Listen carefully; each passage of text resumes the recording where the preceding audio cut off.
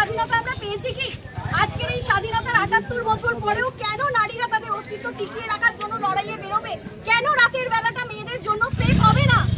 যেরকম সমাজের পুরুষ রয়েছে, সেই সমাজের নারী রয়েছে, সেই সমাজের রাত দিন দুটোই নারী এবং পুরুষ উভয়েরই।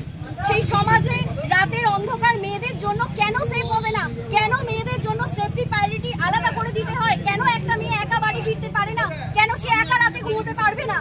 কেন তাকে বারবার করে দাবি করা হচ্ছে সে একা গিয়েছিল? কেন? আমরা দাবি জানাচ্ছি, আমরা প্রতিবাদ করছি। একটি মেয়ে আমাদের মধ্যে থেকে হারিয়ে গেল যে আর 2 মাসের মধ্যে ডক্টর হতে পারতো, যার নামপ্লেট রেডি হয়ে গিয়েছিল। সেই মেয়েটির কি এটি প্রাপ্য ছিল? এত সারা জীবন ধরে সে পড়াশোনা করলো, খাটলো, সমাজের জন্য নিজেকে উৎসর্গ করার লড়াইয়ে নেবে, তার কি এটাই একটু প্রতিদান ছিল? আজকে যে ঘটনা আরজি করের মেয়েটির সাথে ঘটেছে, সেই ঘটনা কাল আমাদের সবার সাথে ঘটতে পারে, আমাদের সাথে, আমাদের মা বোনদের প্রত্যেকের সাথে ঘটতে পারে।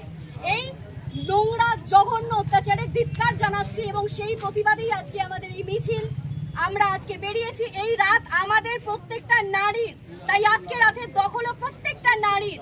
আমরা চিনিয়ে নিতে চাই, আমরা জানিয়ে দিতে চাই যে প্রত্যেকটা নারী পুরুষ এই সমাজে সমান অধিকারের দাবি রাখে। স্বাধীনতার ৭৮ বছর পরে কোনো নারী পুরুষ এই সমাজে ভিন্ন নয়, আমাদের সমান অধিকার আছে এবং আমরা নিজেরাই নিজেদের